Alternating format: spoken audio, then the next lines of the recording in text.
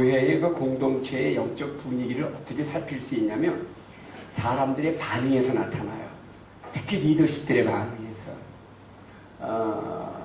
뭔가 이렇게 눈을 안 맞추고 이렇게 스쳐 지나갈 때 오는 그 냉한 기운이 있어요. 그 왜 부부가 싸우고 나면 그 다음날 아침에 그냥 럭 하고서 그냥 아무 말 하고 이렇게 출근하고 또 남편 들어와도 그냥 왔나 보다 라고 그냥 의도적으로 이렇게 하는 것처럼. 근데 이게 은혜가 임하고 어떤 마음이 소통이 되면 이상하게 그 어떤 기운이, 그 냉한 기운이 온기로 바뀌어요. 따뜻한 온기로 바뀝니다.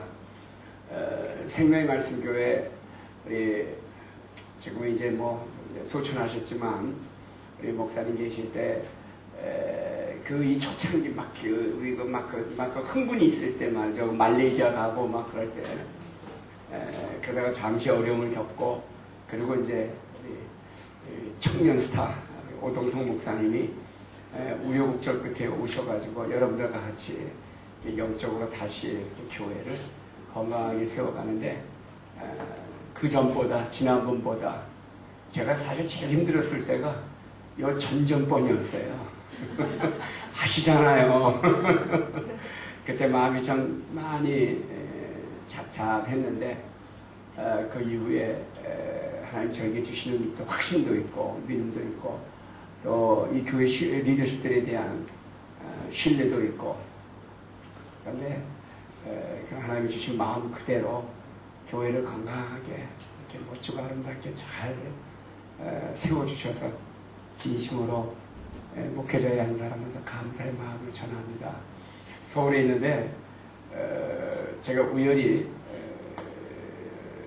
몇 분하고 같이 이렇게 식사를 하면서 얘기를 나누는데 그 중에 한 분이 싱가포르를 왔다 갔다 하시는 분이셔요. 그러면서 뭐 이런저런 얘기를 하다가 이 교회 얘기가 잠깐 나왔습니다. 그래서 아마 싱가포르에 와가지고 그동안 여러 교회를 이렇게 돌았던 것 같아요. 그랬더니 이제 생명의 말씀 교회에 대해서 얘기를 해요. 그래가지고 제가 쫙 귀를 열고 뭐라고 얘기 하나 들어보자 그랬더니 최근에 젊은 목사가 생명의 말씀의 교회에 와가지고 목회를 굉장히 잘한대요. 그런데 무엇보다 이 교회 리더십들이 이 젊은 목사님을 쫙 백업을 해가지고 아주 건강하게 서간다고 싱가포르에서 소문이 났대요. 이거 진짜예요. 제가 그분을 한번 교회에 와가지고 그 얘기를 실제로 좀 본인이 좀 하도록 해야 하는데 제 마음이 얼마나 좋았겠어요. 한번 생각해 보셔요. 늘 제 마음 가운데 있는 교회 중에 생명의 말씀 교회가 늘 자리하고 있고, 아마도 뭐 김내원 목사님 이후에 생명의 말씀 교회에 대한 영적인 부담에서는 제가 자유롭지 못해요. 그 목사님이 각별히 또 순천향 병원에서 막 사투를 벌이실 때 주신 말씀도 있고, 또 사모님도 지금 건강이 썩 좋은 형편은 아니지만 열심히 최선을 다해서 또 여러분을 위해서도 중보기도 하고 있고, 생명의 말씀 교회에 대해서는 또 사실 비본부에서도 잘 기도를 많이 하고 있는 교회입니다. 여러분이 보이지 않는 곳에서 이 교회와 성도님들을 위한 하늘 중보기도가 있다는 것은 여러분 행복한 겁니다. 여러분의 눈물의 수고와 새벽부터 있는 기도도 참 하나님이 듣고 자랑스러워 하시지만 또 보이지 않는 곳곳에서도 이런 기도와 눈물이 있다는 것을 여러분 기억하시고 명심하시고, 우리 생명의 말씀 교회 이 싱가포르 땅에 정말 말씀의 생명이 잘 뿌려질 수 있는 통로가 될 수 있기를 주님으로 축복합니다. 할렐루야. 예, 우리 잠깐 우리 좀 먼저 목사님께서 시간을 아끼느라고 그러셨는데, 그래서 우리 저희 같이 오신 두 분의 장로님을 먼저 좀 소개할게요. 우리 강영중 장로님 지난번에 오셨는데, 강영중 장로님 한번 좀 잠깐만 일어나 주시겠습니까? 예, 우리 강 장로님 이번에 또 오셔서 여러분들과 같이 의견을 나누고자 합니다. 또한 저희 교회에 저 운영위원회에서 대표해가지고 우리 김시희 장로님께서 오셨습니다. 여러분들과 깊이 있게 나누고 이 주유스토리와 생명학생교회를 어떻게 같이 계속해서 비전을 함께 이끌어갈지 운영위원회 자격으로 오셔가지고 여러분들과 좀 많은 이야기들을 저 허심탄회하게 좀 나누고자 합니다. 그 외에 우리 김세진 목사님, 예, 이제는 아까 우리 송건사님이 그러셨나요? 우리 김세진 목사님이 이제 중후해지셨다고. 아까 권사님이 누가 그러셨나? 예, 우리 김세진 목사님 또 우리 싱가포르에 오셔가지고 여러분들과 같이 조금 더 영적인 은혜들을 또 나눕니다. 그리고 아까 인사드렸죠. 우리 김창성 목사님. 김창성 목사님이 여러분 이 작곡도 하셔요. 그 목사님 그 작곡하신 찬양이 그 뭐죠? 이렇게 서로 이렇게 소개하는 저거. 저희 맨날 그걸로 하고 있어요. 그 맨날 그걸. 네, 평화평화. 그걸 작곡하신 분이셔요. 네. 사실 그거 한 곡 가지고 무지하게 울고 먹어가지고. 네. 그 왜 그 뼈 왜 그 뭐 삶아 먹는 거 있잖아요. 국물 내 먹는 거. 사골. 막 끓여내면 그 뼈가 그 뭐죠 그거 스폰지처럼 되잖아요. 근데 아무리 울고 먹어도 아주 더 단단해지는 것 같아요. 제가 그 얘기를 했더니 나 그 곡 말고도 작곡한 게 되게 많대요. 다른 건 히트가 안 쳐서 더 잘 모르겠는데. 예, 여러분 진심으로 반갑고 우리 하나님의 감사의 영광의 박수 한번 올립니다. 오늘부터 내일까지 3번에 걸쳐서 저희가 3가지 축복이라는 주제를 좀 가지고 3가지 축복의 주제를 좀 나누고 싶고 그리고 사실 좀 테이블을 이렇게 세팅한 거는 우리가 이 주제에 대한 우리끼리 좀 이렇게 나눔의 시간을 좀 갖고 싶었는데 시간이 어떻게 허락이 될지 모르겠지만 아무튼 이 주제를 좀 나누고 같이 여러분 강의 나누고 그리고 이 주제에 대해서 토론도 하시고 좀 이번에 우리 각자에게 주시는 하나님의 그 약속의 그 축복의 약속이 여러분의 삶이 되시기를 주님을 축원합니다. 기도할게요. 하나님 감사하고 고맙습니다. 주의 종들을 축복하시고 이 귀한 시간을 축복하소서 예수님의 이름으로 기도드립니다. 아멘. 자, 우리 창세기 17장 7절과 8절을 한번 우리 같이 나눕니다. 이 짧은 두 구절에 하나님은 여러분 목숨을 거셨어요. 이 두 절의 축복을 우리에게 주시기 위해서 이 복을 완성하기 위하여 하나님은 아들 예수 그리스도를 이 땅에 보내주시고 이 약속을 확정하셨습니다. 그래서 이 주제를 이 두 절의 말씀을 통해서 우리 나누고자 합니다. 창세기 17장 7절과 8절입니다. 우리 두 절의 말씀인데 우리 한 목소리로 좀 같이 읽을까요? 시작. 내가 내 언약을 나와 너 및 내 대대 후손 사이에 세워서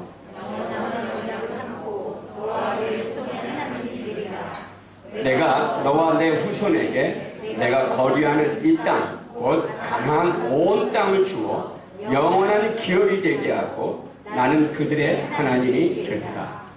하나님이 아브라함에게 주신 약속이 3가지입니다. 이 복의 근본 하나님 창세기 12장에 보면 너는 복이 될지라 그랬지요. 복이 될지라.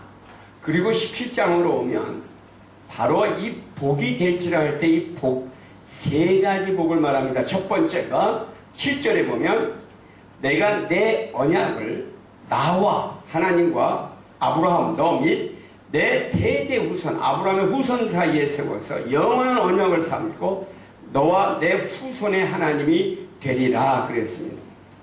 자, 이것의 약속의 첫 번째 축복의 약속의 축복의 약속 첫 번째는 뭐냐면 후손 자손에 대한 약속입니다. 이것은 바로 사람에 대한 약속이라고 하죠.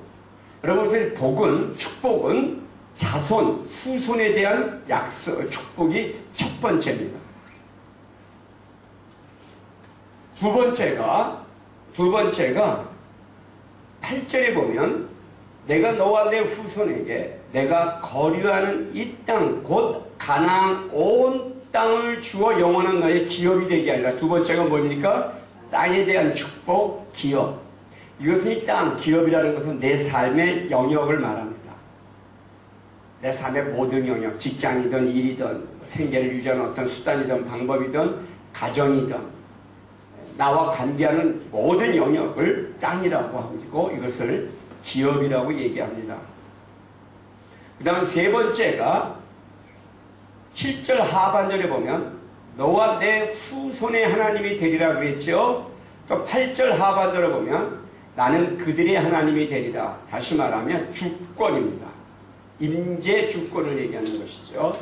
그래서 여러분 하나님과 인간 사이에 축복의 세 가지 이 징표가 뭐냐면 첫 번째가 사람 후손이고 두 번째가 땅 기업 세 번째가 하나님의 주권 통치 다스림 임재를 말합니다. 자, 우리 학교 다닐 때 배웠던 우리 사회 공부 한번 다시 한번 되풀이합시다. 자, 국가의 세 가지 요소가 있죠. 국가의 세 가지. 첫 번째가 국민, 사람이죠. 두 번째가 국토, 땅이죠. 세 번째가 주권, 통치, 질서를 얘기하죠. 이거 시험 치면 다 맞을까? 자, 하나님 나라도 마찬가지입니다. 하나님의 백성, 하나님의 자녀. 두 번째가 하나님의 통치할 땅, 지역, 영역. 그리고 세 번째가 하나님의 다스리는 통치권, 주권을 말합니다. 그래서 여러분, 하나님의 나라 하면 바로 이 세 가지 요소를 갖춘 것이 하나님의 나라인데, 특별히 하나님의 나라의 특징은 뭐냐면, 인간과 하나님 사이의 언약, 약속을 통해서 이루어진다는 사실입니다. 사실입니다. 제가 이 한국에 귀화하시는 분들, 제3국에서 오셔가지고 귀화하시는 분들이 예전에 한 분의 도움을 요청해가지고 중앙아시아에서 오신 분인데 그분하고 같이 가가지고 제가 이 교회를 대표해서 사인을 하나 해드려야 될 일이 있었어요. 그래서 법무부 제외 외국인 귀화 신청하고 인터뷰하는 데를 같이 갔는데 이렇게 물어보는 질문 중에서 가장 핵심적인 질문이 뭐냐면 당신이 대한민국 국민이 되기를 원하십니까? 라는 것을 전제로 했어요. 그러니까 모든 질문이 보면 정말 내가 대한민국 국민이 되기를 원하느냐라는 것을 배경에 깔고 있습니다. 다시 말하면 하나님과 인간 사이의 언약의 배경은 뭐냐면 정말 내가 내 백성 되기를 원하느냐, 내가 나의 통치, 다스림을 받기를 원하느냐, 이것이 이 언약의 가장 기본입니다. 가장 기본입니다. 그래서 하나님이 처음에는 일방적으로 이 언약을 선포하시고 이끌어가지만 시간이 지나가면서 이 하나님이 선포하시고 이끌어가신 이 언약이 인간편에서 어떻게 되냐면 반응함으로 말미암아 그 언약이 유효하게 됩니다. 다시 말하면 이 약속이 일방적이지만 그 약속을 받는 자의 입장에서도 이 언약을 어떻게 해야 돼요? 반응하고 나의 것으로 삼아야지만 완성된다는 사실입니다. 그래서 여러분 하나님이 언약을 주셨을 때 아브라함이 그것을 믿음으로 받아들였어요. 그래서 하나님이 의로 여기셨습니다. 이 하나님이 이 아브라함의 이 약속을 받아들이는 것을 의로 여기셨다는 것을 뭐냐면 이 의로 여기셨다는 것은 이제 됐다라고 확정했다라는 것을 의미합니다. 이제 너와 나 사이의 이 약속은 확정되었다. 내가 너에게 준 이 복은 완전히 확정되었다라는 것을 말합니다. 이것이 하나님의 의라고 말씀하는 것이지요. 자, 그래서 오늘 이 세 번째 주거제를 가지고 오늘부터 내일까지 나눌 텐데, 세 번에 나눌 텐데, 그 첫 번째가 뭐냐면 사람, 후손에 대한 것을, 후손의 복에 대해서 같이 한번 나누고자 합니다.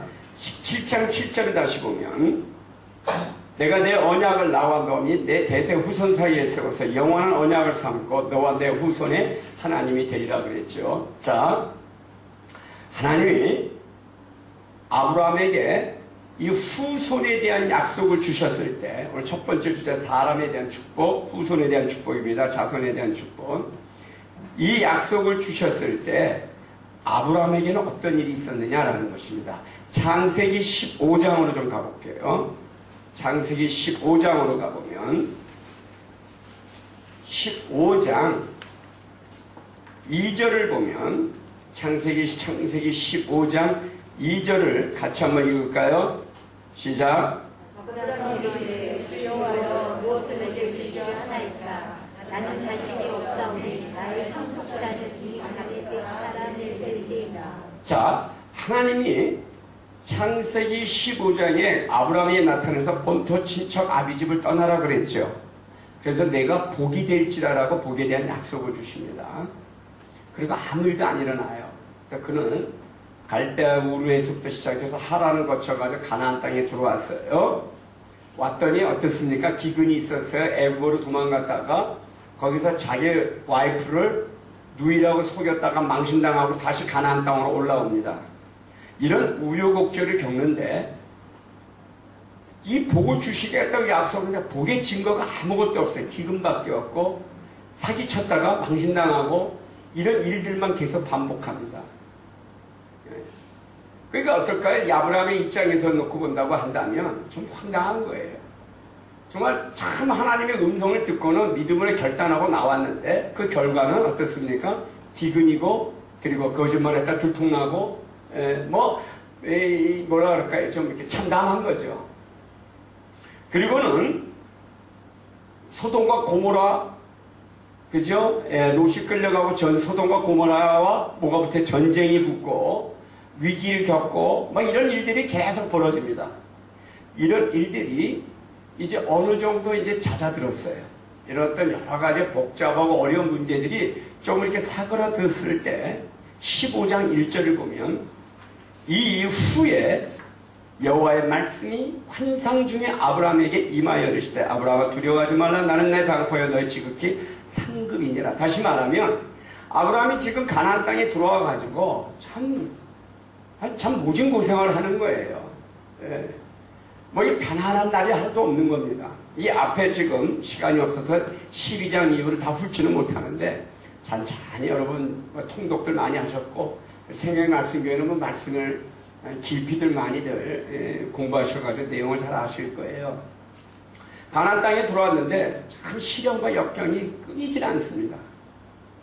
그리고 주신 뭐 복이라고 말씀은 하셨는데 복의 어떤 근거가 보이질 않아요. 그러니까 어떨까요? 아브라함 마음이 참담한 겁니다. 이때 하나님이 나타나셨습니다. 이런 여러 가지 복잡하고 불편하고 원치 않는 일들이 이제 잦아들고 난 다음 하나님이 나타나서 뭐라고 말씀하시냐면 내가 너에게 이 언약을 주겠다라는 것이 15장인데요. 이때 상황이 뭐냐면 2절에 보면 아브라함이 이르되 주 여호와여 무엇을 내게 주시려 하나이까 나는 자식이 없사오니 나의 상속자는 이 다메섹 사람 엘리에셀. 그러니까 하나님이 왜 나타나셨냐면 아브라함한테 15장에 아브라함이 지금 이런 역경 끝에 뭐 자식은 없고 복이라고 하는데 뭐 별일이 안 일어나니까 내가 그냥 내 종한테 모든 걸 상속하고 끝내겠다 이런 마음을 가졌던 거예요. 이걸 살피시고는 하나님이 아브라함에게 나타나신 것입니다. 아니다. 너의 상속자는 너의 후손은 지금 이 엘리에셀이 아니고 너의 이 노예가 종이 아니고 내 몸에서 날 자가 너의 상속자가 된다. 3절을 보면 아브라함이 이르되 주께서 내게 씨를 주지 아니하셨으니 내 집에서 길린 자가 내 상속자가 될 것이니이다. 자, 여러분 여기서 우리가 약간 좀 이 본문의 말씀을 좀 과장해서 표현합시다. 아브라함이 하나님이 그 말씀을 하니까 아브라함이 하나님한테 뭐라 해요? 내한테 무슨 씨도 안 줬는데 씨도 안 먹히는 소리 하지 마십시오. 이게 뭐가 있어야 뭘 당신이 나에게 주신 약속이 뭘 이렇게 전개되고 뭐 보이는 게 있어야 되는데 지금 아무 징조도 없고 뭐가 나타나는 것도 없는데 정말 무슨 이 말도 안 되는 소리냐 지금 이 얘기입니다. 그때 하나님이 아브라함을 끌고 어디로 갑니까? 바깥으로 나가서 하늘의 별을 보여주죠. 바다 모래보다 하늘의 별보다 많은 후손을 내게 주리라 그랬어요. 자, 6절 15장 6절 같이 읽습니다. 시작. 아브라함이 여호와를 믿으니 뭐라 그랬어요? 그를 의로 여기셨다고 그랬어요. 자, 여러분, 하나님이 아무것도 없을 때 아브라함이 다른 대안이 없어서 그렇게도 했겠지만, 오케이, 하나님 내가 받아들이겠습니다 라고 인정할 때 이것은 이 약속이 확정됩니다. 아직 애가 없어요. 본인은 더 이상 불가항력적이라는 것을 알고, 그리고 어떻게 해요? 자기 종에게 모든 유산을 상속하고 하고자 하는 시점에 하나님이 나타나서 아니다, 내가 너를 이렇게 많은 후손을 너에게 주리라 했을 때 아브라함이 그것을 자기의 인생 삶으로 받아들였단 말이죠. 이때 이 복이 확정되는 겁니다. 확정이 돼요. 그런데 여러분, 이렇게 확정이 되고 난 다음에도 보면 아무 일도 안 일어나요. 그래서 창세기 16장으로 와보면 그 사례의 요정 하갈을 통해서 어떻게 합니까? 이스마엘을 낳습니다. 이스마엘. 그런데 16장 16절을 보면 하갈이 아브라함에게 이스마엘을 낳았을 때에 아브라함이 몇 세라고요? 86세. 자, 12장 4절로 잠깐 넘어가 볼게요. 12장 4절. 자, 아브라함이 하나님의 말씀을 듣고 하란을 떠날 때 몇 세였어요? 이 아브라함이 여호와의 말씀을 따라갔고 롯도 그와 함께 갔으며 아브라함이 하란을 떠날 때 몇 세? 75세. 자, 지금 몇 살? 84세. 자, 몇 살 차이에요? 몇 년이 지났어요? 예? 예, 만 11년이 지났습니다. 그러니까 10년이 넘는 세월 동안 이 약속은 어떻게 해요? 예. 하나님 편에서 보면 이 약속을 유효한다고 하지만 아브라함 편에서 보면 어떻습니까? 10년 세월이. 예, 떨떠름한 세월이. 떨떠름할 정도겠습니까? 그러니까 어떻게 그동안 엘리에셀. 어떻게 해요? 그래도 안 되니까 반쪽짜리 믿음 이스마엘을 낳습니다. 여러분, 아브라함이 하나님과 언약의 사이에서 계속 미스를 범하는 게 뭐냐면 첫 번째, 아내를 누이를 속였던 것과 그 다음 엘리에셀을 후속자로 삼는다고 결정하다가 그 다음 덜커덕 이스마엘을 자기 상속자로 낳아버립니다. 그러니까 여러분, 이 10년의 세월 동안 무슨 일이 벌어지냐면 아브라함으로서는 계속 반쪽 신앙이 전개되는 거예요. 자, 사라는 본래 그 큰아버지의 딸입니다. 족보를 보면 큰아버지의 딸이에요. 그러니까 어때요? 지금 누이가 사촌 누이인 게 맞아요.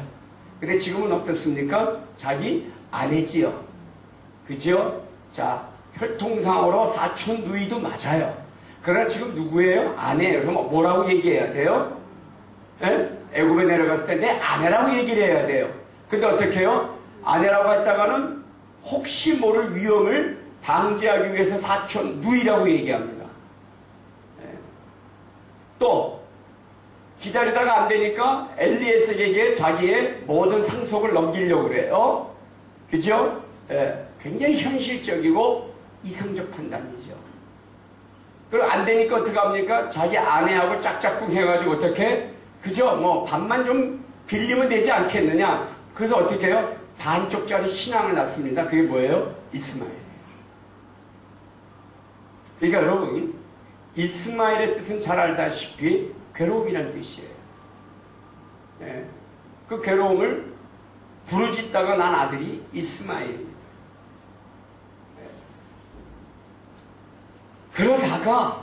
그러다가 이제 17장으로 넘어오면 이 약속을 하나님이 다시 확정해 주시고는 17장 21절을 봐요. 21절, 내 언약은 내가 내년 이 시기에 사라가 내게 낳을 이삭과 세우리라 하고 1년 남을 것을 약속합니다. 자, 내년에 낳는다 그런다는 건 지금 뭘 얘기할까요? 이제 곧 임신을 한다라는 뜻 아닙니까? 자, 여러분, 애가 엄마 뱃속에 들어섰다고 한다는 건 뭘 얘기할까요? 생명체가 잉태된 거예요. 그러니까 17장으로 넘어와가지고 하나님이 약속을 주시면서 구체적으로 기한까지 명시합니다. 기한까지 명시해요. 그리고는 몇 살에 나요? 예? 창세기 1장을 가보면 1절에 여호와께서 말씀하신 대로 사라를 돌보셨고 여호와께서 말씀하신 대로 사라에게 행하셨으므로, 그죠? 사라가 임신하고 노년에 그 아들을 낳았다 그랬어요. 5절로 가보면 아브라함이 그의 아들 이삭이 그에게 태어날 때 몇 세라? 100세라. 그리고 6절을 보면 사라가 이르되 하나님의 나를 웃게 하신 듣는 자가 다 나와 함께 웃으리로다. 7절 같이 읽어요. 시작. 이르시되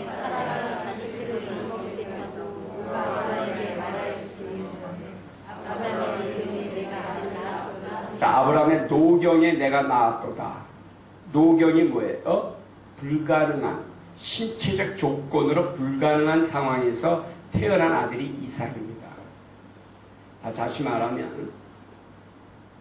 다시 말하면 인간으로서 절대 불가항력적 상황에서 하나님의 언약이 스타트된다는 거예요. 다시 말하면 여러분,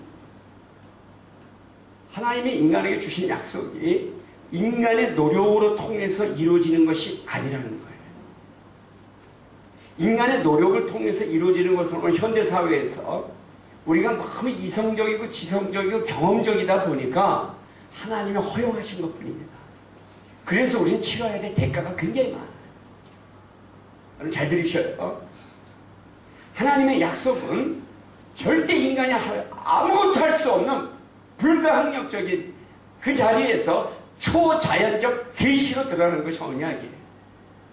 그런데 오늘날 우리 현대인들이 너무 지성적이고 경험적이고 이성적이고 이렇게 가시적이라 그러죠. 보이는 증거가 있어야지만 믿다 보니까 하나님이 어떻게 이걸 설득하다 안 되니까 어떻게 해요? 허용해 주신 겁니다. 그래서 여러분 우리가 믿음이라고 현대인들이 믿음이라고 우리의 신앙인들이 오늘날 우리 신앙인들이 믿음이라고 얘기하는 것들은 거의 다 무슨 얘기냐면 내 경험과 나의 생각과 나의 철학이 다 어떻게 해요? 배경에 깔려있는 것들입니다. 그래서 믿음으로 완성되는 것이 아니라 우리의 경험이 섞여 있다 보니까 치러야 될 대가들이 너무 많은 거예요. 믿음으로 반응은 한 것 같은데 아니에요. 우리가 또 거기서 치러야 될 대가들이 있고 소리들이 있습니다. 여러분 불순물이 섞이는데 어떻게 그것이 순도가 있겠어요? 그래서 여러분 오늘날 우리 현대 신앙인들이 오늘 우리의 믿음의 사람들이 이렇게 삶이 공고한 이유가 뭔지 아십니까? 우리가 할 수 있는 게 너무 많아서 그래요. 여러분이나 저나 오늘 우리가 이 시대를 살아가면서 정말 하나님의 이 초자연적인 계시를 믿으십니까? 믿고 싶은 거죠. 믿고 싶은 거죠. 그것이 나의 삶으로 다가오면 여러분 반응이 되겠어요? 옆에 사람이나 목사님이나 다른 누구 장로나 권사한테 그런 게 간다고 한다면 그런가 보다 그러겠는데 그게 만약에 나한테 닥친다고 하면 여러분 어떻게 하시겠어요? 어떻게 하죠? 예를 하나 듭시다. 지금 싱가포르에서 사업이 잘 돼요. 팡팡 돌아가. 그때 하나님이 놓고 아프리카로 가라면 여러분 그걸 믿음으로 받아들이겠어요? 아멘. 사업이 너무 안 돼. 죽을 써. 그런데 다른 지역으로 가라면 어떨까요? 좀 더 쉽게 반응할 거예요. 인간은 자기 경험의 한계를 못 넘어갑니다. 그래서 여러분 하나님이 아브라함이라는 사람을 택해가지고 그가 믿음으로 받아들였다고 그랬잖아요. 믿음으로 받아들인 거 하나님 의로 여겼어요. 그리고 난 다음에 아브라함은 어땠습니까? 그리고 난 다음 정말 믿음으로 살았습니까? 아니라는 사실이죠. 자 보세요. 창세기 15장 7절에서 그가 믿음으로 반응을 했어요. 하나님이. 그래서 그를 의로 여겼어요. 그리고 덜커덕 누구 낳았습니까? 이스마엘 낳았잖아요. 그래서 여러분 우리가 성경에서 배우는 교훈이 뭐냐면 이 성경에서 배우는 교훈이 우리는 우리의 신앙은 우리의 믿음의 자리가 그렇게 철저하지 못하다는 것을 배우는 겁니다. 자, 그렇다고 한다면 여러분 약속의 당사자끼리 이쪽에서 계속 계약을 파기하고 있어요. 계속 어기고 있어요. 그러면 상대는 어떨까요? 이 사람을 당연히 신뢰하지 못하죠. 그럼 이 계약은 어떻게 돼요? 저절로 파기되는 거예요. 뭐 계약 계좌 자식할 것도 없어요. 신뢰가 형성되지 않은데 어떻게 이 계약이 유효하겠어요? 한번 생각해 보십시오. 뭐 우리나라에도 그래요. 뭐 계약 하나 하고 나면 내용 증명 띄우고 뭐 공증하고 별짓 다 하는데 사람이 그 계약을 지키지 않겠다고 약속 딱 마음 먹고 사기치겠다고 하면요 법적으로 아무리 보내도 보호 못 받습니다.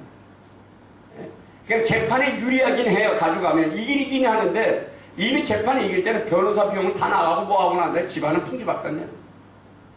사람이 그 약속을 지키지 않겠다고 한다면 소용없습니다. 법이 보호 못 해줍니다. 자, 보십시오. 하나님이 아브라함에게 복이 되겠다고 그랬어요. 12장에서. 그런데 아무 일이 안 일어나요. 그러니까 아브라함이 막 계속 지금 여러 가지로 막 끌탐을 쳐요. 그냥 뭐 현실에 그냥 반응하면서 살아요. 그러다 보니까 그냥 뭐 마음이 막 무너지고 삶이 엉망이에요. 그 하나님이 나타나가지고 두려워하지 말라. 너는 나의 큰 상급이 될 것이다. 그리고는 이 언약을 제시해. 내가 너에게 후손을 하늘의 별만큼 바다의 모래만큼 많이 줄 것이다. 그리고 내가 바라보는 동서남북 사방을 다 내가 너와 내 후손에게 이 땅을 줄 것이다. 그리고 난 너의 하나님이 되리라 약속을 했습니다. 그래서 아브라함은 그걸 받아들였어요. 그래서 하나님은 그걸 의로 여겼어요. 계약의 체결이고 완성이라고 확정해 주셨어요. 의라는 것은 여러분 완전히 그냥 도장 찍다라는 뜻입니다. 그런데 더 크다 그 이후에 이스마엘을 낳아요.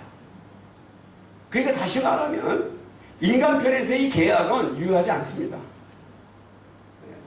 계속 지금 파기하고 있잖아요. 그런데 오늘 21장으로 가보면 이삭이 잉태됩니다. 이삭이. 자, 이 약속이 유효해졌어요? 안 해졌어요? 근데 여러분 이거 하나에 대해서 살펴봅시다. 하나님의 약속대로 아브라함이 만족하려면 한 번에 한 7쌍둥이가 막 나와야 돼. 12쌍둥이 막 줄줄이 나와요. 그리고 나서 한 1년 지나고 나면 또 막 나와야 돼. 그죠? 어차피 뭐 노년의 불가항력적 상황에서 나왔는데 하나나 100년이나 무슨 상관이 있겠어요. 막 그냥 애들이 막 쌍둥이로 막 쭉 따라 나와야 돼. 저희 나라에도 12명 쌍둥이가 있잖아요. 12명이에요, 애가. 충북 청원인 거지. 11명이구나. 애가. 그러니까 충분히 가능하단 말이죠. 그럼 이양 주실라면. 줄줄이 10대 쌍둥이를 그냥 연년생으로 팍 주셨더라면 아브라함 신난데 이삭 하나 낳고 딱 끝납니다. 그리고 뭐라 그래? 하늘의 별보다 땅의 모래보다 많다 이러니 사람 미치고 환장할 것이 차라리 약속을 하지 말든지. 야, 여러분 그렇습니다. 여러분 어떨 때는요 없는 것보다 못할 때가 있어요. 없는 것보다 못할 때가 있어요. 지금 돈 1,000만 원 필요한데 달랑 한 2, 3만 원이 있다 그러면 여러분 한번 생각해 보십시오. 있잖아요. 딱 이 꼴이에요 지금. 그 이삭의 이름이 뭔지 아세요? 웃겨예요. 웃겨. 이삭의 뜻이 웃음이란 뜻입니다. 이게 만족의 웃음이 아니에요. 일종의 뭐라 그럴까요? 그러니까 만족할 수 없는, 그러나 하나님의 섭리가 전개된 거라서 함부로 할 수는 없는데 인간 편에서 보면은 한심하기 짝이 없는, 만족할 수 없는 어떤 이 이름이 이삭이라는 뜻입니다. 100세에 났어요. 75세 첫 약속을 받고 25년 만에 났습니다. 자, 그런데 우리가 이걸 조금 이해하기 위해서 우리가 조금 더 성경을 살펴보면요. 자, 보십시오. 아브라함이 그렇게 원했습니까? 갈대아 우르에서 그냥 잘 먹고 잘 살았어요, 그냥. 그렇잖아요. 그리고 자기 아들이 없으면 어떻게 상속하면 되는 거예요. 자기 종한테 상속을 하던 신뢰할 수 있는 그죠? 첩을 얻어가지고 뭘 어떻게 하던 여러 가지 인간적 방법이 있을 거예요. 그럼 하나님은 그를 갈 데 없이 분리시켜버려요. 철저하게 고립을 시키고는 그를 다루기 시작해요. 이 복은 주셨는데, 이 약속은 주셨는데, 약속이 이루어질 증거는 보이지 않고 계속 아브라함은 어떻게 해요? 연단을 겪습니다. 그리고는 100세대 될 때 그에게 이삭이 잉태돼요. 그럼 역으로 보면 하나님 편에서는 어떤 주도적인 어떤 목적이 있어가지고 이렇게 그 목적대로 이렇게 쭉 주도해 가는데 아브라함 편에서 보면 이게 참 뭐라 그럴까요? 예, 참 한심하기 짝이 없는. 예. 그래서 여러분 우리가 하나님이 우리 인생에 어떤 약속을 주시고 이 약속에 따라 반응한다는 것은 불가능합니다. 불가능해요. 이거 너무 우리가 폼나게 생각하지 마셔요. 불가능해요. 제 개인적으로도 하나님의 제 인생에 전반부 40까지는 어떻게 살고 40 이후에는 어떻게 하고 그 다음에 교회를 이 교회 저 교회 이렇게 개척하고 뭐 이런 것이 쫙 청사진으로 펼쳐졌다고 한다면 예, 아마도 제가 잘 순종하고 기분 좋게 따라갔을지 아니면 내 운명을 바꿔달라고 몸부림을 쳤을지 잘은 모르겠는데 하다가 여기까지 온 거예요. 여러분 어떠세요? 계획한 대로 철저하게 해가지고 착착착착 해가지고 하나하나 지워가면서 막 이래가면서 체크해가면서 여기까지 오셨어요? 네? 하니까 왔잖아요.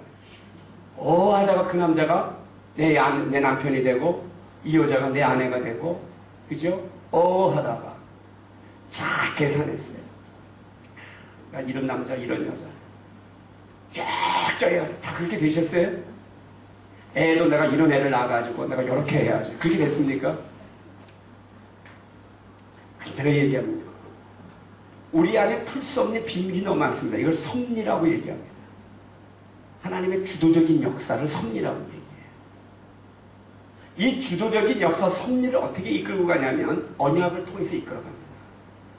자, 언약은 뭐냐? 일방적인 거예요. 하나님 편에서 인간 편에서 보면 너무 일방적인 거예요.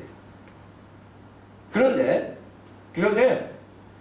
그것이 하나님이 말씀하셨으니까 옳습니다 라고 인정하는 게 믿음이라는 거예요. 여러분 해석되고 이해돼서 따라가는 게 아니고 그냥 하나님이 하신 거니까 그냥 따라가는 게 믿음이고 이 믿음을 하나님은 받으셔서 당신의 약속을 완성하십니다. 그런데 하고 따라가는데 하나님이 하셨으니까 그래서 나의 이성과 나의 지성과 나의 경험은 나는 거기서부터 자유롭지가 못해요. 그래서 하나님이 하셨으니까라고 고백은 하지만 방법은 어떻습니까? 끊임없이 인간적인 방법을 시도하고 노력하는 거예요. 그리고 그 대가를 계속 치러가는 거예요. 그러니까 삶이 어지러워요. 복잡해요. 그러네. 그거나 저거나 25년 세월이 탁 지나고 나니까 인생에 이렇게 웃기고 재미있는 결과가 나온다는 것이 그게 이삭입니다. 자, 여기서부터 시작해요. 여러분, 하나님 우리에게 주시는 사람, 후손에 대한 이 축복이 이런 과정을 통해서 전개된다는 거예요. 그래서 25년에 간신히 하나 얻은 게 누구예요? 이삭이에요. 그런데 이 자손 이삭을 통해서 그 다음 자손들은 또 어떻게 이 계보가 이어지느냐라는 거예요. 창세기 25장을 보면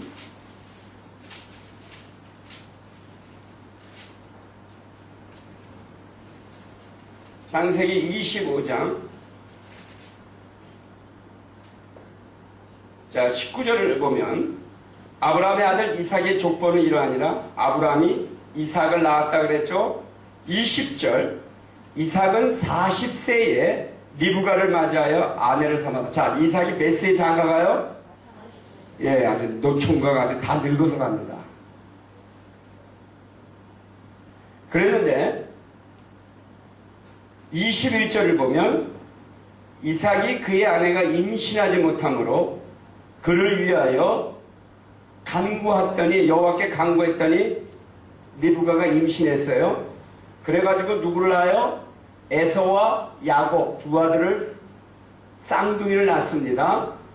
그때가 몇 살이냐면 26절에 보면 후에 나오는 손으로 에서의 발꿈치를 잡았으면 그 이름을 야곱이라 했으며 리브가가 그 아들을 낳을 때 이삭이 몇 살? 그러니까 여러분 이삭도 리브가를 40세에 만나가지고 이 아들을 몇 세? 60세에 그러니까 20년을 뭐 했어요? 자식이 없었다는 거예요. 그러니까 여러분 이 가문 이 가계의 혈통적 특징은 뭡니까? 죽어라고 애가 안 나오는 거예요. 하나님의 약속은 어디에 있습니까? 자녀에 있어요. 사람한테 있어요. 그럼 어떻게 해야 돼요? 에? 막 줄줄이 좀 쑥쑥쑥쑥 나와야 돼요, 그냥. 에? 한번 그냥 눈 한 번 깜빡이게 내가 하나씩 생겨야 되는데, 죽어라고 안 생겨요. 그래가지고 간신히 25년 만에 이삭 하나 얻고 난 다음에 이삭은 어떻게 합니까? 20년 만에. 그러니까 여러분, 생각해 보십시오. 아브라함 입장에서 보면 60년 만에 손자 둘 낳은 거예요. 에? 25년 만에 아들 하나 낳고 약속받고 100세 되던 해에 그리고 160살 되니까 손자 둘이 나온 거야. 하나는 불구죽죽한 놈, 한 놈은 또 이렇게 잡고 이러고 뱃속에서 딥다 싸우던 두 놈이 이러고 나온 거예요, 줄줄이. 한번 상상을 해보십시오. 아무리 성경에 고대적 역사라고 하더라도 그렇지 않습니까? 이게 그냥 한 개인의 어떤 인생 이야기라고 한다면 뭐 그런다고 그래요. 우리로 보면 무슨 소설 같은 이야기고 흥미본위로 간다고 합시다. 이건 하나님과의 관계 문제입니다. 자, 근데 문제는 뭐냐면 이 에서와 야곱의 치열한 싸움의 문제가 있어요. 뭐예요? 장자권 문제 아닙니까? 근데 에서는 어떤 사람이었어요? 장자권을 우습게 알았어요. 자, 25장 34절을 보면 야곱이 떡과 팥죽을 에서에게 주매 에서가 먹으며 마시고 일어나 갔으니 에서가 장자의 명분을 어떻게 했더라? 가볍게 여겼더라. 그러니까 에서는 어떤 사람이에요? 여러분 신앙의 아버지 안에서 무슨 아들이 태어나요? 예, 하나님은 우습게 하는 아들이 태어난다는 거예요. 신앙이 전혀 없는 아들이 나와요. 그런데 이 에서를 성경은 뭐라고 얘기하고 있냐면 20절을 보면 그 아이들이 장성함에 에서는 익숙한 사냥꾼이었으므로 들사람이라고 그랬어요. 여기서 이 들사람이라는 건 매우 자립심이 강하고 인본주의자라는 뜻입니다. 스스로가 자기 삶을 자기 스스로가 영위해 나갈 수 있는 그런 패기만만한 사람들이에요. 쉽게 얘기하면 잘 나가는 사람. 야곱은 어떤 사람이에요? 조용한 사람. 여기서 조용하다라는 것은 얌전하다라는 뜻이 아니고 속이 복잡하다라는 뜻입니다. 여러분 속이 복잡한 사람들이 생각이 많고 생각이 많은 사람들이 조용해요. 묵상파 중에 사고를 많이 칩니다. 오히려 막 어수선한 사람들이 사고를 들쳐요. 평균잡이 그렇습니다. 참고로 저는 좀 어수선한 사람. 보셔요. 야곱이 집에서 뭐 하고 있어요? 죽을 쓰고 있어요. 보세요. 29절을 보면 야곱이 죽을 쓰었더니 에서가 들에서 돌아와서 심히 피곤하여 나 그 죽어 한 그릇만 달라 그래요. 그때 야곱이 뭐라 그래요? 형이 가지고 있는 장자권 내게 내놔 그러죠. 그래서 에서는 어떻게 해요? 죽하고 바꿔버려요. 여러분 왜 하나님은 에서처럼 탁월한 그런 스스로 자립심이 강하고 그냥 그 뭐랄까요 이 아주 그 대단한 어떤 인간적인 파워가 있는 사람을 놔버리고 이렇게 조용히 사기치는 야곱이라는 사람의 이름의 뜻이 뭐예요? 사기꾼이에요, 뜻이. 예, 남을 스스로 속이는 자, 이게 야곱이라는 특징입니다. 그래서 형의 발목을 잡고 나왔다는 건 뭐냐면 어떻게든지 뭘 붙잡아서라도 내가 내 거를, 내 목표를 쟁취하겠다라는 아주 이기적인 탐욕의 대표적인 이름이 야곱이에요. 그러면 여러분, 하나님, 인간 편에서 보면 여러분 면접 시험 칠 때 여기서 CEO들 좀 이렇게 책임이 있는 분 자리에 계신 분들 누구를 택하시겠어요? 자, 둘이야. 하나는 얌전한 것 같은데 사기꾼이야. 막 머리 째고 있어요. 막 이러고. 하나는 듬직해. 이거 뭘 맡기면 걸 해낼 것 같아. 예? 사막이 떨어뜨려놔도 안 죽을 것 같은 사람이 있어요. 영업도 잘하고 막. 누구 택하시겠어요? 그죠? 근데 하나님은 에서를 버리고 사기꾼을 택합니다. 왜 그런지 아세요? 에서가 하나님을 만홀히 여겼다. 여기서 뭐래요? 아브라함은 특징이 뭐였어요? 그걸 믿음으로 받아들였습니다. 에서는 자기 잘난 대로 가버린 거예요. 그래서 이 하나님의 이 후손에 대한 이 상속이 누구한테 가냐면 사기꾼한테 갑니다. 뭘 얘기할까요? 하나님의 언약의 계보는 인간의 조건 가지고 가는 게 아닙니다. 다시 말하면 그가 누구를 의지하고 붙잡고 누구를 바라보고 있느냐예요. 여러분 여기서 장자권은 하나님이 어떻게 하신 거예요? 계시하신 거예요. 첫 태생, 첫 아들을 통하여 이 장자권이 흘러간다는 것은 하나님의 원리입니다. 통치 질서예요. 그런데 야곱이 이 장자권을 붙잡고 있었다는 건 뭘 얘기하냐면 그 하나님의 약속이 어떻게 흘러간다는 것을 어떻게 하고 있었어요? 지켜 바라보고 있었다는 것을 의미하는 것입니다. 엄격히 얘기하면 자격이 없어요. 그런데 에서는 그걸 만홀히 여겼어요. 그까짓 거 뭐 그게 중요하냐. 그리고는 우습게 알았어요. 야곱은 그걸 붙잡은 거예요. 하나님의 그 통치, 질서, 그 원리, 원칙을 딱 잡은 거예요. 그 인격은 사기꾼이에요. 그러니까 여러분 여기서 우리가 묘한 걸 하나 발견해요. 우리 교회 안에서도 저 사람은 구원 안 받았으면 좋겠다는 사람이 있어요. 너무 얄미워가지고. 네? 특히 저런 사람이 교회 와가지고 저렇게. 그런데 하나님은 그 사람을 그 야곱 같은 인생을 통해 상속이 이어지고 있다는, 이 언약이 이어진다는 거죠.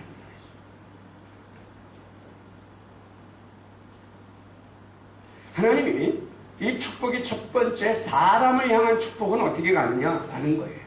여러분 이것이 인간 편에서 판단할 수가 없습니다. 네? 보셔요. 죽을 고생해서 낳았는데 아니래요. 이스마엘 아니래요. 네? 엘리에sek이 아니에요. 네?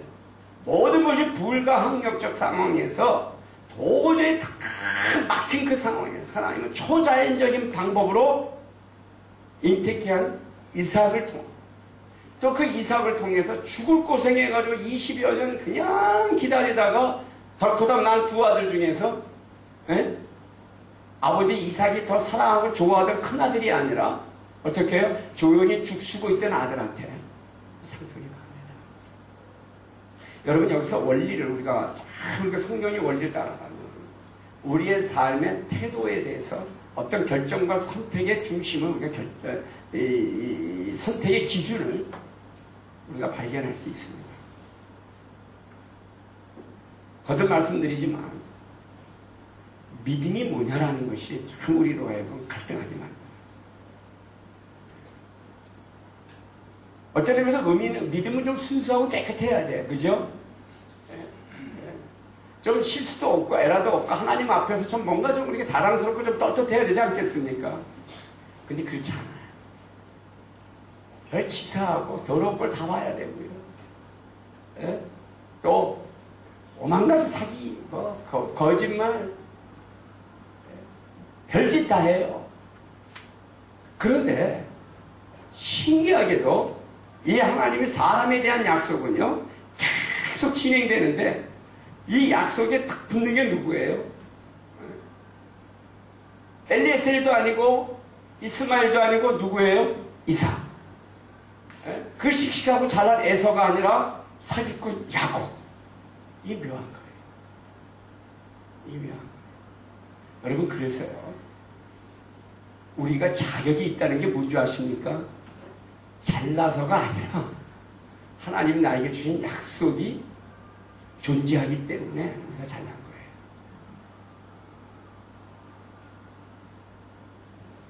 여러분, 뭐 내가 선택해가지고 태어났고, 내가 선택해서 싱가포르까지 왔고, 내가 선택해서 지금 이런 삶의 자리를 영위한 줄 착각하지 말라는 겁니다. 그렇죠. 우리 수고와 노력이 있죠, 당연히. 그죠? 예, 그만큼 고생했으니까, 그렇게 공부했고, 그렇게 노력을 밤잠 안 자고 수고했으니까 이런 삶의 지경이 만들어졌지요.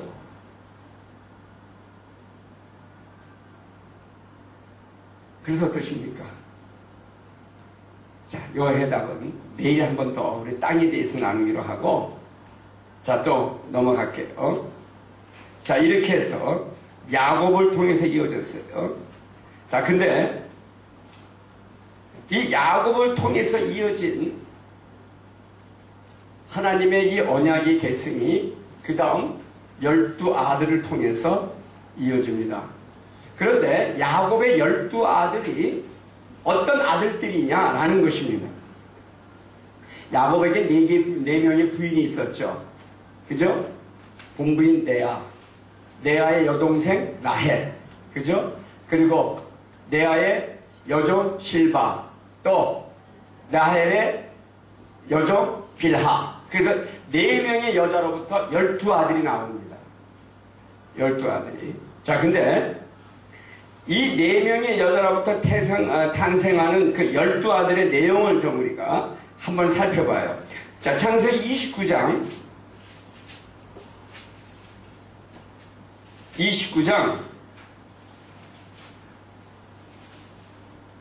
16절을 보면 29장 16절을 보면 라반에게 2딸이 있으니 언니의 이름은 레아요 아우의 이름은 라헬이라. 17절 레아는 시력이 약하고 라헬은 곱고 아리따우니. 18절 야곱이 라헬을 더 사랑함으로 대답하되 내가 왜 삼촌에. 그래서 라헬을 먼저 택하는데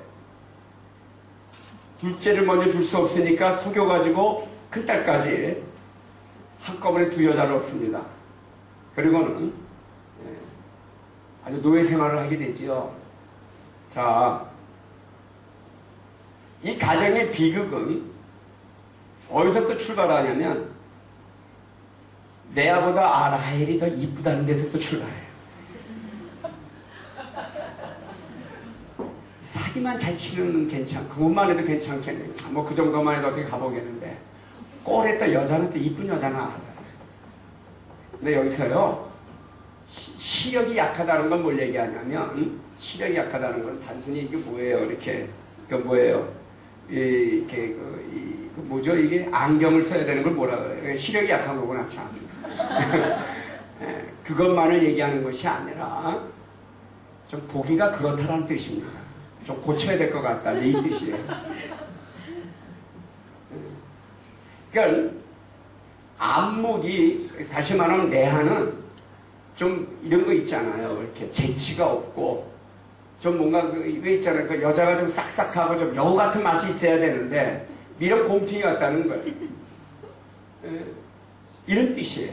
그러니까 매력이 없다 이 뜻입니다. 여자로서의 매력이 없다 이 뜻이에요.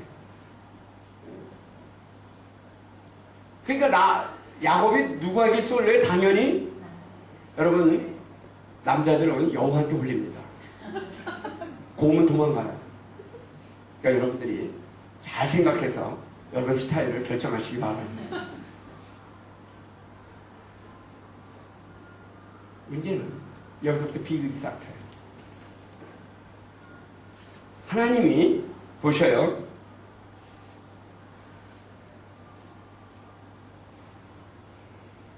죄송합니다. 어딨냐? 31절을 보면, 29장 31절을 보면, 여호와께서 레아가 사랑받지 못함을 보시고 그의 태를 여셨으나 라헬은 또 뭐가 없더라? 자녀가 없었더라. 그래가지고 레아와 라헬 사이에 치열한 경쟁 관계가 붙죠. 예? 자 보셔요. 32절을 보면 레아가 임신하여 아들을 낳고 그 이름을 루벤. 자 쳐다드립니다. 이르되 여호와께서 나의 괴로움을 돌보시니 이제 내 남편이 나를 사랑하리로다. 다시 말하면 루벤의 뜻은 뭡니까? 예, 하나님이 내 괴로움을 돌보셨다 이런 뜻입니다. 괴롭다 이 뜻입니다. 두 번째 레아가 두 번째 아들을 낳는데 시므온이에요.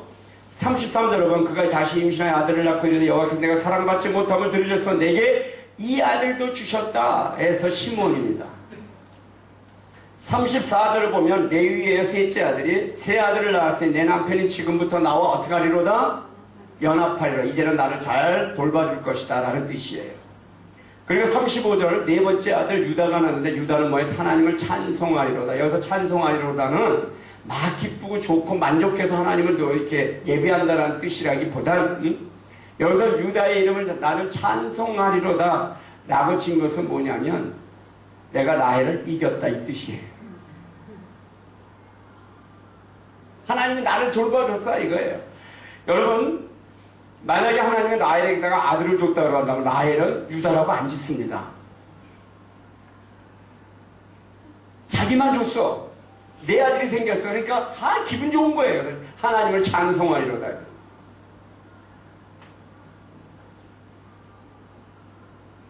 그래서 라헬이 열받아가지고 자기 시녀를 주지요. 그래가지고 또 아들을 낳아요. 그래가지고 나라들이 12아들입니다. 다시 말하면 야곱의 12아들, 12지파가 어떻게 형성되느냐의 문제예요. 인간의 탐욕과 물욕과 경쟁과 분노와 상처와 배신과 다툼, 분쟁 이런 여러 상처의 이야기가 엉켜있는 게 12지파입니다.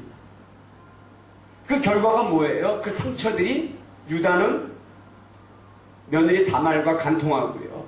루벤은 자기 아버지의 척 빌하와 간통을 하고 그리고 또 요셉을 죽이려고 했고 애굽으로 팔아버립니다. 콩가루 집어요. 이게 야곱의 12아들입니다. 다시 말하면 인간의 모든 상처가 총망라된 바로 그것이 12지파입니다. 자 그러면 어떻게 해야 돼요? 싹 쓸어버리고 다시 세팅해야 돼요. 이 지저분하고 이 형편없는 여러분 이 그룹하고 어떻게 약속을 진행시키겠냐 말이죠. 어떻게 해야 돼요? 싹 쓸어버리고 다시 해. 다시 누구 하나 택해가지고 좀 깨끗하고 좀 나이스한 인격적인 그런 아주 투철한 신앙의 사람으로 다시 이 계보를 만들어야 돼요. 어떤 게 맞다고 생각하세요? 그런데 하나님은 어떻게 해요? 이 12지파를 통해서 하나님의 이 약속의 후손들을 계속해서 이어가십니다. 자, 보십시다. 창세기 46장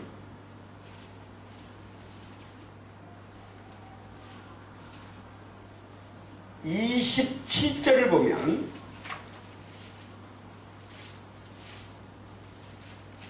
애굽에서 요셉이 낳은 아들은 2명이니 야곱의 집사람으로 애굽에 이른 자가 모두 70명이다. 다시 말하면 가나안 땅에서 이 12아들을 통하여 애굽으로 처음 형성된 것이 요셉이 애굽에서 난 2아들 므낫세와 에브라임까지 포함해 가지고 전체 인원이 70명이 되었다는 그들의 후손이. 그러니까 이삭, 야곱 12째 아들 70명.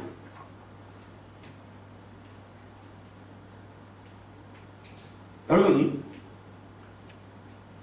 하나님이 어떻게 나가요? 안 바꾸신다는 거예요.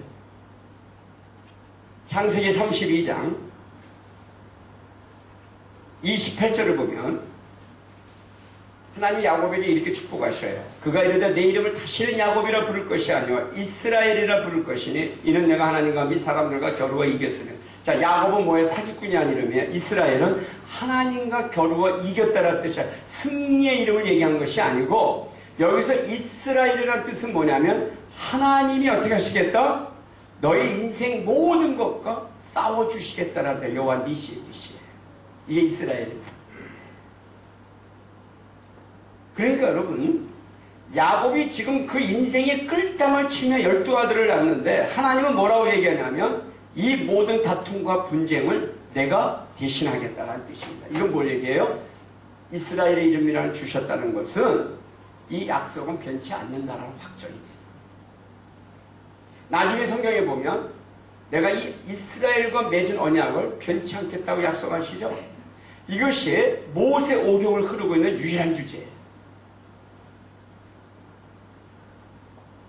출애굽기 1장 1절에서 7절을 보면 제가 빨리 읽을게요. 출애굽기 1장 1절에서 7절이에요. 야곱과 함께 각각 자기 가족을 데리고 애굽에 이른 이스라엘 아들들의 이름은 이러하니 루벤, 시몬, 레위, 유다, 이사갈, 스불론, 베냐민, 단, 납달리, 갓, 아셀.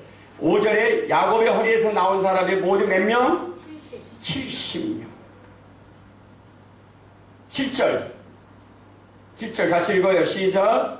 이스라엘 자손은 생육하고 불어나 번성하고 매우 강하여 온 땅에 가득하게 되었다. 자, 어때요? 안 바뀌어요. 안 바꿉니다. 하나님 약속은 철옹생이에요. 아브라함이 어떤 짓을 했든, 이삭이 어떤 인격이든, 야곱이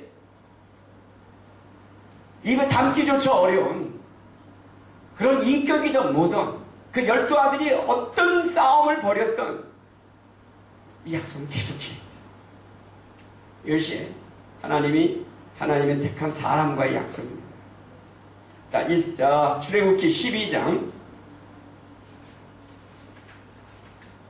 37절. 계속해서 이때부터는 이스라엘이라는 이름으로 한 민족 공동체가 탄생한 걸 알려줘요. 자, 12장 37절 시작. 이스라엘 자손이 라암셋을 떠나서 수곳에 이르니 유아 외에 보행하는 장정이 60만이래요. 40절 같이 읽어요. 40절 시작. 이스라엘 자손이 애굽에 거주한 지 430년. 자, 보세요. 이삭, 야곱, 12아들 70명, 그리고 지금 몇 명? 장정만 60만 명. 장정만 60만 명. 자, 장정만 60만 명이라는 것은 뭘 말하냐면, 이 성인 남자 한 사람을 얘기하는데요. 성인 남자 한 사람, 장정이라고 할 때는 그에 따른 식구들, 가족들은 생략돼서 여자와 아이들은 카운트를 안 해요. 죄송하지만. 그래서 아내와 아이들 둘만 잡아도 장정 하나가 60만 곱하기 4, 4, 6, 24, 240만. 430년 동안. 어느 생리학자가 이거를 역산을 430년 동안 이스라엘 백성들이 이 정도 많은 숫자를 잉태하려면 어느 정도 낳아야 되냐라고 계산한 숫자가 있는데, 하여튼 세계 역사상, 인류 역사상 가장 많은 집단 쌍둥이를 낳은 게 바로 이 시대예요. 제가 정확한 수치는 잊어먹었는데 그만큼 생육과 번성의 축복을 주셨다는 겁니다. 430년 동안 약 300만 가까운 한 공동체가, 민족 공동체가 생겼습니다. 자, 이 사람들이 애굽을 떠나서 홍해를 건너고 광야를 그때 이 이스라엘 공동체의 소식을 듣고 당시에 가나안 땅이, 그 다음에 요단 동쪽에 있었던 옥과 이 나라들이, 그 백성들이 다 벌벌 떨었다고 했어요. 자, 어때요? 하나님의 아브라함과 주신 약속이 어떻게 전개된가요? 그죠? 출애굽기 19장 4절에서 6절. 출애굽 19장 4절에서 6절 같이 읽어요. 시작. 내가 애굽 사람이 어떻게 행하였음과 내가 어떻게 독수리 날개로 너희를 업어 너희가 보았느니라. 세계가 다 내게 속하였나니 너희가 내 말을 잘 듣고 내 언약을 지키면 너희는 모든 민족 중에서 내 소유가 되겠고 너희가 내게 대하여 제사장 나라가 되며 거룩한 백성이 되리라. 너는 이 말을 할렐루야. 자, 이스라엘의 한 민족 공동체가 탄생합니다. 하나님은 이것을 이렇게 표현하셨어요. 하늘의 별보다 바다의 모래보다. 지금 팔레스틴 지역, 지금 이스라엘이라고 하는 팔레스틴 지역에 거주하는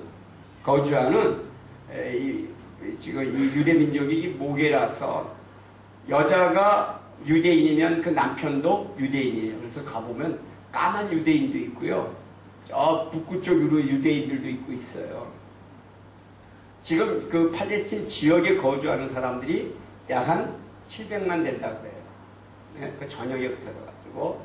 그리고 전체 디아스포라들, 전 세계에 흩어져 있는 디아스포라 유대인들 다 카운트로 하면 약 한 4천만 가까이 보고 있지요. 하나님의 약속이 이루어졌어요? 안 이루어졌어요?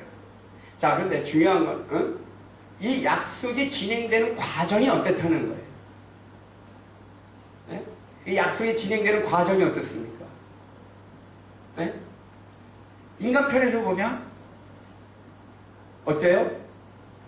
네. 형편없는 사람들이에요. 좀 괜찮아야 되는데 그렇지 않다는 것입니다. 그래서 여러분이나 저나 우리가 믿음이 있으면 물론 얼마나 있고 그렇잖아요. 그래서 우리는 하나님 앞에서 할 말이 없는 사람들이에요. 할 말이 없는 사람. 이 신앙적 이야기를 가장 많이 말하는 사람들이 대부분 보면 그들 안에는 인간적인 존재감에 대한 확신이 없어요. 여러분, 인간의 정체성은 어디서 있냐면 이 하나님과의 언약의 관계에서 완성돼요. 이게 없으면 끊임없이 사람으로부터 인정받으려고 하고 사람으로부터 위로를 받으려고 하고 여기서부터 많은 분란과 분쟁이 나타납니다. 여러분 보십시오. 출애굽 19장 다시 4절을 보면 내가 애굽 사람에게 어떻게 행하였은가 내가 어떻게 독수리 날개로 너희를 업어 내게로 인도하였음을 너희가 보았느냐. 세계가 다 내게 속하였나니 너희가 내 말을 잘 듣고 내 언약을 지키고 하나님과 관계에서 이 약속이 완성돼요. 너희는 모든 민족 중에서 내 소유가 되겠고 제사장 나라가 되고 거룩한 백성이 되리라 라고 말씀하셨어요. 이사야서 43장 21절 같이 읽을까요? 시작. 이 백성은 내가 나를 위하여 지었나니 나를 어떻게 하리라? 찬송하게 하리라. 이사야서 43장 21절 제가 좀 빨리 읽었어요. 자, 같이 읽어요. 시작. 이 백성은 나를 찬송하게 하려 합니다. 그래서 여러분, 이스라엘이라는 뜻은 무슨 뜻이에요? 하나님이 찬송받기 위하여 지은 자다. 그래서 예배하는 민족이다라는 뜻입니다. 예배하는 민족이다. 여러분, 지상에 인류의 역사가 어떻든 간에 상관없이 하나님은 항상 당신을 예배하는 그 공동체를 세우기를 원하셔요. 그 공동체를 세우기를 원하십니다. 이것이 오늘날 이스라엘이라고 하는 교회입니다. 여러분이나 저나 이 사람에 대한 축복은 그 사람이 어떤 상태냐, 그 사람이 어떤 종류냐, 그가 어떤 성편이냐, 그가 어떤 상황이냐가 중요하지 않습니다. 그가 뭘 갖췄느냐, 갖추지 않았느냐는 우리가 가지고 있는 유물사관에서 출발한 인간적, 인본주의적 관점이에요. 그래서 여러분, 우리 자녀들도 끊임없이 이 세상이 요구하는 기준으로 키우려고 하다가 보니까 우리 자녀들을 괴물 만드는 거예요. 지금 한국의 교육 문제가 굉장히 심각합니다. 똑똑하고 공부 잘하는데 그 안에 가지고 있는 그 분노가 말도 못해요. 아이들 상담하면 말을 안 들어요. 그냥 이것만 하고 있어요. 유일하게 한마디 하는 게 됐어요. 됐어. 됐어. 되긴 뭐가 돼. 아마 공감하실 거예요. 그러면 하나님 우리 사람에게 주신 축복은 뭐냐면 사람에게 주신 축복은 우리의 형편과 상황과 상관없이 하나님은 우리를 통하여 뭘 받기를 원하신다? 최고의 예배를 받기를 원하십니다. 자, 최고의 예배를 받기 위해서는 가장 최고의 존재를 만드셔야 돼요. 그래서 여러분, 우리에게 뭐라고 말씀하시냐면 너희가 제사장 나라가 되고 거룩한 백성이 되고 내 소유가 되리라. 이것 때문에 우리 택하신 것입니다. 이것 때문에 우리의 자손들이 잘 될 수밖에 없습니다. 자꾸 우리가 여러분이나 제가 뭔가를 인간적인 인본주의적인 어떤 생각을 가지고 자꾸 손을 대면 더러워져요. 제가 예전에 뭘 하나 이렇게 만들는데 허리띠 참 가지고 새로 하나 사가지고 길어가지고 잘랐어요. 좀 길어 또 잘랐어. 자르다가 결국 하나 더 샀어. 너무 많이 잘라가지고 안 맞아. 잘하려고 손댈수록 나빠져요. 여러분 잘 들으셔요. 여러분이나 저도 인생의 경험으로 저보다 여기가 더 연배가 있으신 분들한테 죄송한데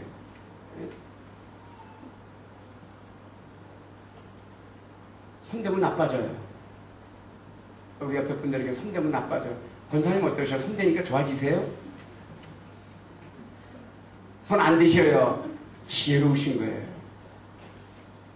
여러분 인간이 가지고 있는 지식과 모든 우리의 상식과 경험으로 손대면 나빠집니다. 그 들꽃학교라고 한국에서 목사님이 하시는 대안학교가 하나 있는데 이렇게 교육을 시켜도 될까 싶게 불안한 게 하나 있어요.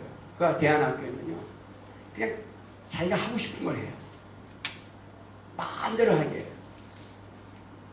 단 그 일주일 동안 필수적으로 해야 될 공부들이 있어요.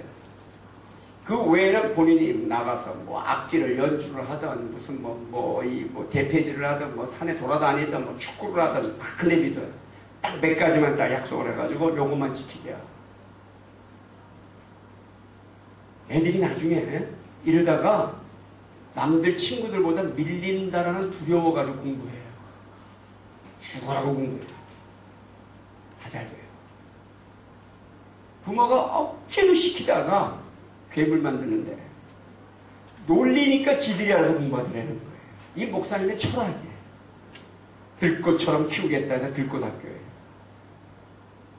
그런데 그런 환경과 문화와 그런 영적 분위기를 만들어 놓으니까 그 토양에서 애들이 참 이쁘게 잘 자라요.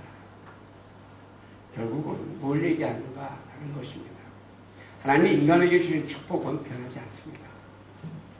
여러분 너무 인위적으로 여러분의 저의 삶을 재단하지 않기를 바랍니다. 이렇게 된다라는 목표와 이렇게 해야지만 된다는 어떤 의무감, 죄책감 버리시길 바랍니다. 자, 옆에 분들하고 서로 한번 나는 헐렁하게 사세요.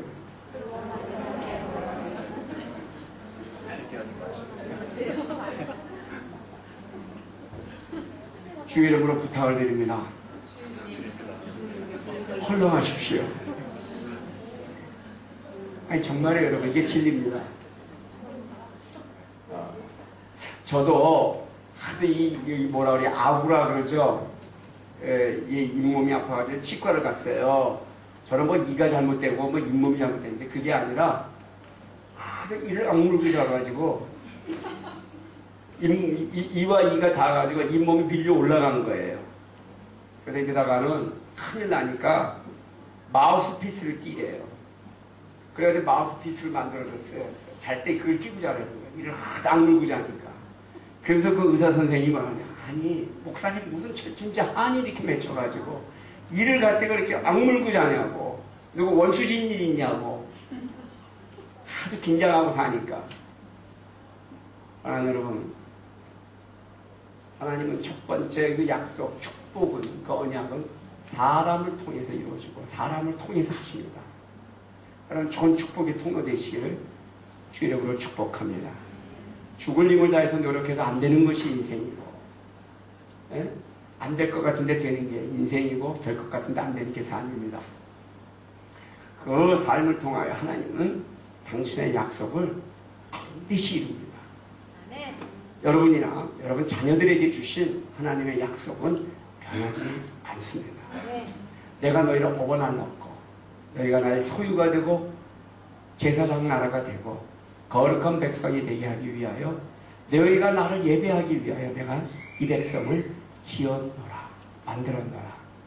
사랑하는 여러분, 여러분 인생에, 여러분 삶의 모든 시간 속에 이 약속이 이루어지기를 주의 이름으로 축원합니다. 네. 내일은 이 약속이 땅을 통하여 어떻게 이루어지는지, 우리의 소유를 통하여 어떻게 이루어지는지를 나누고자 합니다. 이 시간 같이 한번 기도하십시다.